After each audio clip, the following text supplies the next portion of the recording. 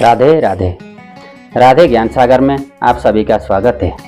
आइए, महाशिवरात्रि पर्व के अंतर्गत आज मैं आप लोगों को महाशिवरात्रि पर्व के विषय में शास्त्रों में वर्णित और अत्यंत प्रचलित और जिस कथा को श्रवण करने मात्र से ही भगवान शंकर की अनुकंपा विशेष रूप से प्राप्त होती है, ऐसी लोक में अत्यंत प्रचलित महाशिवरात्रि व्रत पर्व की कथा आप लोगों को सुनाता हूँ। परापूर्व काल में एक गांव में कोई एक व्याधा रहते थे जिसका नाम था गुरुद्रुह नाम के व्याधा यानी कि शिकारी रहते थे और वह शिकार करके अपने परिवार का भरण पोषण करता था। एक दिन शिवरात्रि के दिन वह शिकार के लिए निकला और बहुत दूर चला गया और दिन भर पूरे जंगलों में भटकते हुए उसे किसी भी प्रकार का कोई शिकार नहीं मिला। परिवार को भूखा रखना पड़ेगा, इस चिंता से व्याकुल होकर के शाम के समय वह किसी नदी किनारे एक वृक्ष पर जाकर के चढ़ गया, ये सोच करके कि शायद कोई जानवर यहाँ पर अपनी प्यास बुझाने के लिए आएगा तो उसे मैं अपने परिवार के लिए भोजन की उसके द्वारा व्यवस्था करूंगा। ऐसा विचार करके नदी के किनारे में किसी वृक्ष पर जाकर वह चढ़ गया।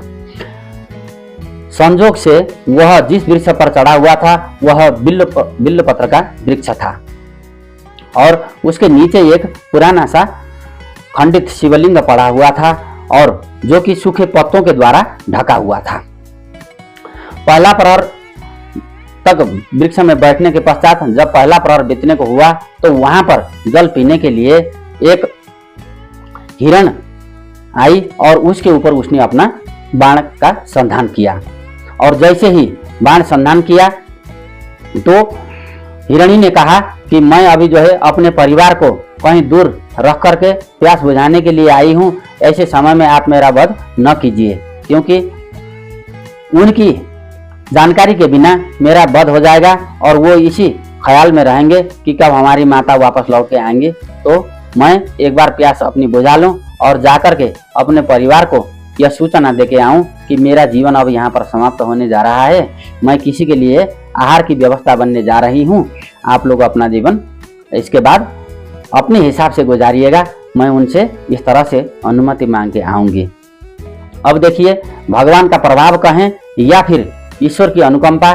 जब पहला प्रहर व्यतीत हो रहा था तो धीमे धीमे बारिश भी हो रही थी और जब तक हिरणी वहां पर नहीं आई तब तक व्याधा जो है अपना समय गुजारने के लिए उसी वृक्ष के कुछ पत्तों को तोड़ते हुए वो नीचे गिरा रहा था और हल्की हल्की बारिश होने के चलते नीचे जो शिवलिंग थे पत्तों के अंदर उनके ऊपर जल भी पड़ रही थी और जाने अनजाने में ही सही उस व्याधा के द्वारा पहले प्रहर की पूजा भी हो गई। और जब इस प्रकार से हिरणी ने कहा तो भगवान की दया को ही सर्वोपरि मानना चाहिए, ऐसी अनुकंपा हुई कि उसने उसको जाने दिया। ठीक है, जाओ अपना जो है परिवार के साथ अनुमति लेकर के आओ, फिर हम तुम्हें अपना ग्रास बनाएंगे। तो इस प्रकार से उसको छोड़ दिया और उसके बाद जब हिरणी वहां से चली गई तो शिकारी का फिर जो है वो कब आएगी इसी प्रतीक्षा में वो आगे बैठा रहा और पत्तों को तोड़ करके नीचे गिराता रहा। इस प्रकार से दूसरे प्रहर की भी पूजा उनकी हो गई और जब दूसरे प्रहर में एक और हिरणी वहां पर पानी पीने के लिए आई और उसके साथ भी इसी प्रकार का घटनाक्रम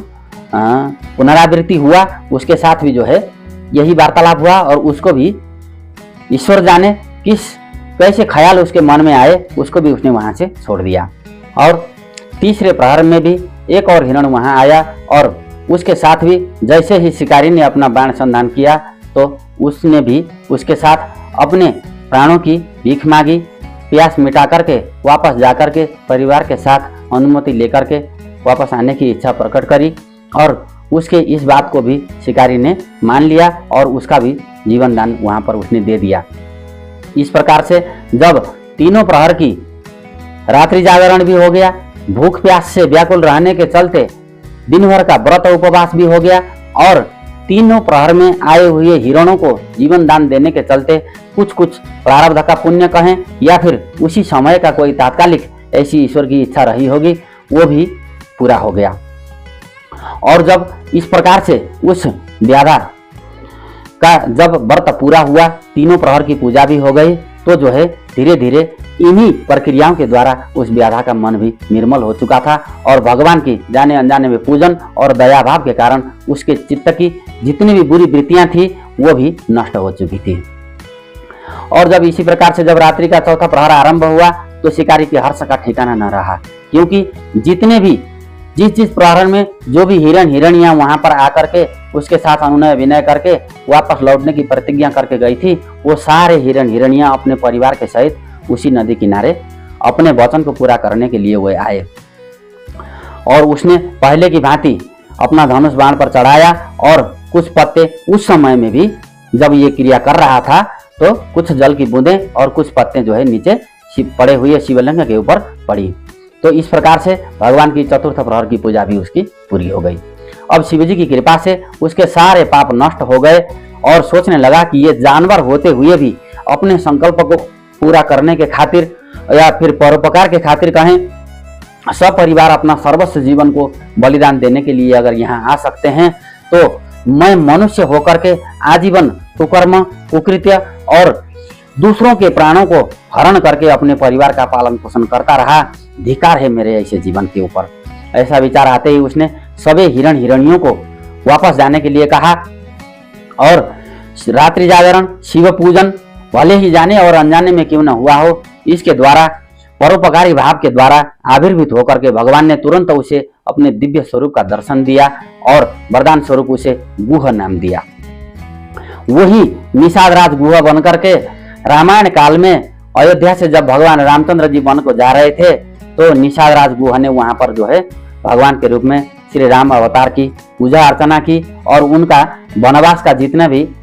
उनके स्थान के भीतर दायरे के अंदर जो भी यात्रा थी उसको सरल रूप से पूरा करने में सहायता भी की। इसलिए आज ही के दिन जो भी भक्तजन सिर में गंगा जी को धारण करने वाले, त्रिनेत्रधारी, रुद्राक्ष माला से सुशोभित, डमरू त्रिशूल हाथ में लिए हुए और बदन पे बाघांबर लपेटे हुए, जिनके कंठ में नागराज विराजितमान है, सुशोभित हैं, ऐसे भगवान शंकर भोलेनाथ उमापति नीलकंठ सदाशिव की हम उपासना करते हैं। वे हमारे चिंतन को सदैव सकारात्मक रखें और हमारी मनोकामनाओं को पूरी करें। इसलिए शास्त्रों में कहा भी गया है, चतुर्दश्याम तो कृष्णायाम फाल्गुणे शिव पूजनम तामुकोस्य प्रयत्नेन विषयान परिवर्जयेत शिवरात्रिं व्रतम नाम सर्व पाप प्रणाशनम। कृष्ण पक्ष की चतुर्दशी में फाल्गुन महीने में अपने शरीर को शुद्ध रख करके शुद्ध बुद्ध नित्य मुक्त आत्मा होकर के निर्मल भाव से जो भी व्यक्ति भगवान शंकर जी की पूजा आराधना करता है, उनका व्रत उपवास करता है और हवन अनुष्ठान और रात्रि जागरण करता है, ऐसे व्यक्तियों के जीवन भर किए हुए सारे पाप नष्ट हो जाते हैं और वह जो है पुण्यात्माओं में बदली हो जाता है। अर्थात संसार के सभी भोगों से विरत होकर के, जिनके गले में विषधर नाग हो, हिमालय से गंगा की धारा भगवान शंकर जी के जटा से होते हुए जो बह रही है और भस्म लेपन हुआ है जिनका श्रृंगार और ऐसे शिव जी का शिवरात्रि के अवसर पर ध्यान करने से सभी लोग अपने पापों से मुक्त हो जाते हैं। माता सती के दक्ष यज्ञ में प्राण त्यागने पर शिवजी की पीठ से जहां जहां जो उनके अंग गिरे वहां वहां शिव शक्ति स्वरूप से शक्तिपीठों का निर्माण हुआ और पूरे भारतवर्ष में कुल 51 शक्तिपीठ हैं, जिसमें 2 नेपाल में, 1 बांग्लादेश में, 1 श्रीलंका में भी हैं। और इन शक्तिपीठों की पूजा भी आज के दिन में विशेष रूप से होता है। शिवजी के डमरू के नाद से ही व्याकरण के 14 सूत्र निकले और जिनके द्वारा महर्षि पाणिनि ने अनेक व्याकरण के ग्रंथों की रचना भी करी। शिवजी को बिल्व पत्र अति प्रिय है, जो कि 3 पत्तों के रूप में एक पत्र माना जाता है, जिसको कि त्रिगुणात्मिका अर्थात सत्व, रज और तम त्रिगुण स्वरूप भी माना गया है। और 3 पत्तों की बिल्व पत्र को भगवान शंकर को अर्पण करके पूजन अर्चन करने से लोगों के जीवन में 3 प्रकार के ताप हमारे जो शास्त्रों में वर्णन किए गए हैं, जो कि आदि दैविक, आदि भौतिक और आध्यात्मिक, तीनों प्रकार के तापों का शमन हो जाता है और इंसान को, व्यक्ति को जो है पुण्य में सहायक होता है। केतकी का पुष्प भगवान शंकर को नहीं चढ़ता है, क्योंकि ब्रह्मा जी के मिथ्या वचन के द्वारा केतकी को यह श्राप मिला हुआ है कि वो भगवान शंकर को नहीं चढ़ता है। इसलिए शास्त्रों में ये भी कहा गया है, त्रिपत्रम त्रिगुणाकारम त्रिनेत्रम च त्रिरायुधम त्रिजन्म पाप संहारम बिल्वपत्रम शिवार्पणम। तो